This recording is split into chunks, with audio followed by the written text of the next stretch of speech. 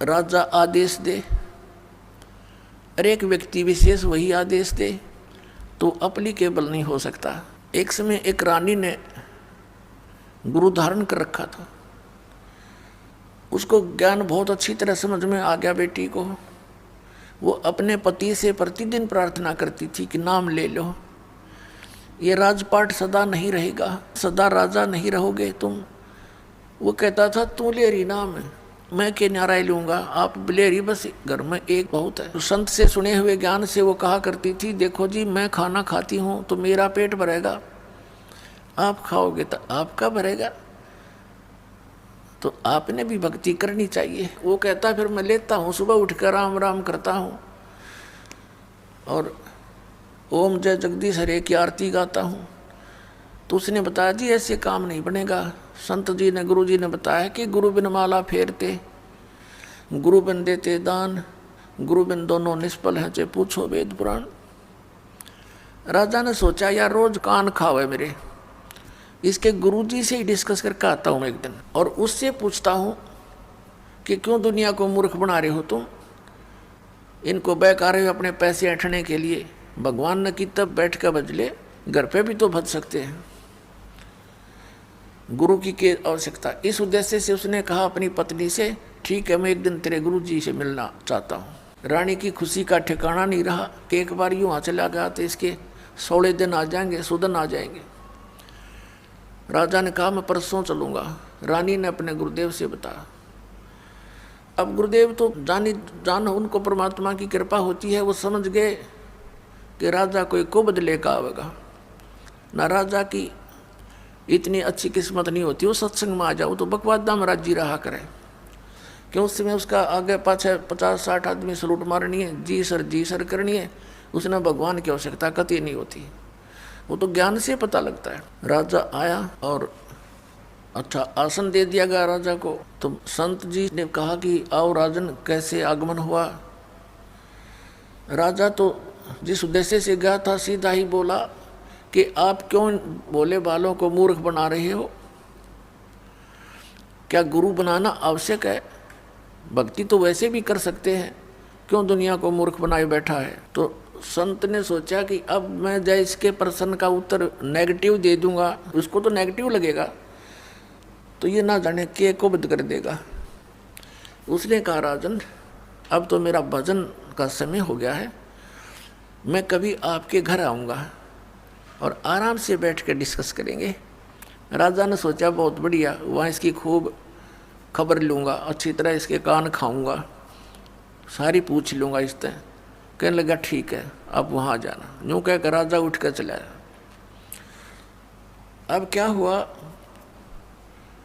रानी को बता दिया अपनी शिष्या को बेटी मैं इस परसों आऊँगा, राजा से मिलूँगा। उसने जाके घर बता दिया कि कल गुरुजी आएंगे मेरे।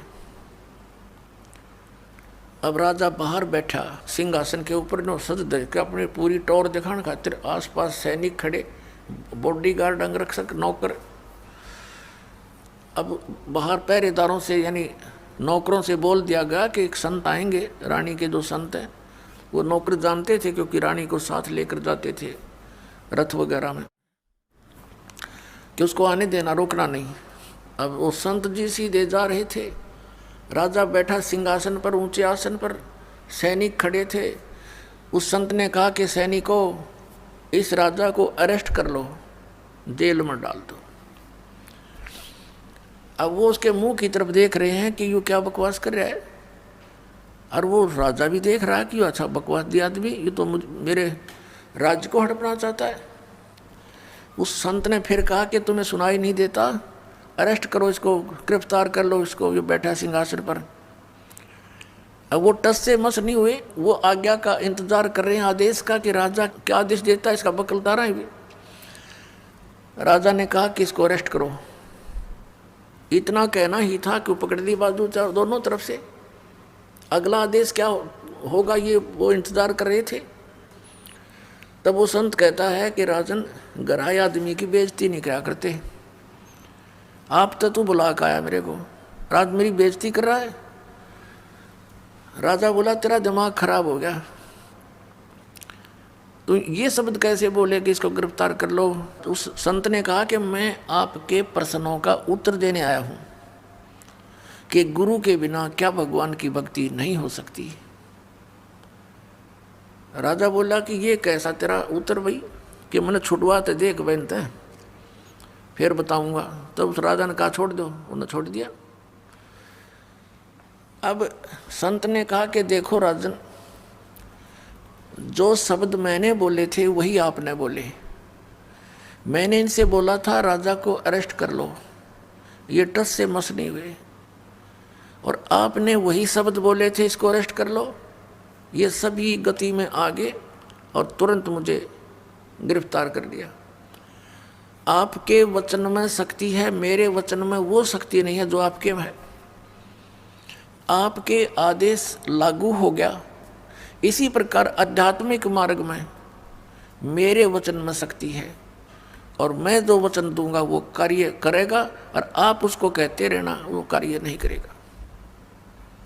ठीक इसी तरह ये उदाहरण समझ ले। राजा की बुद्धि साफ होगी, नीचे उतर गया सिंहासन से, चरण पकड़ दिए। तो पुण्यात्माओं, ऐसे जो साधना हम गलत भी करते हैं, अपने मनमुखी भी करते हैं, उससे भी लाभ नहीं होता। तो संत के वचन में शक्ति होती है, और उस शक्ति से ही वो शब्द आपके अंदर काम करता है। जैसे जो औषधि होती है इंजेक्शन के माध्यम से शरीर में प्रवेश कर दी जाती है तो वह काम करेगी, और बगैर सिरंज के वह अंदर नहीं जा सकती।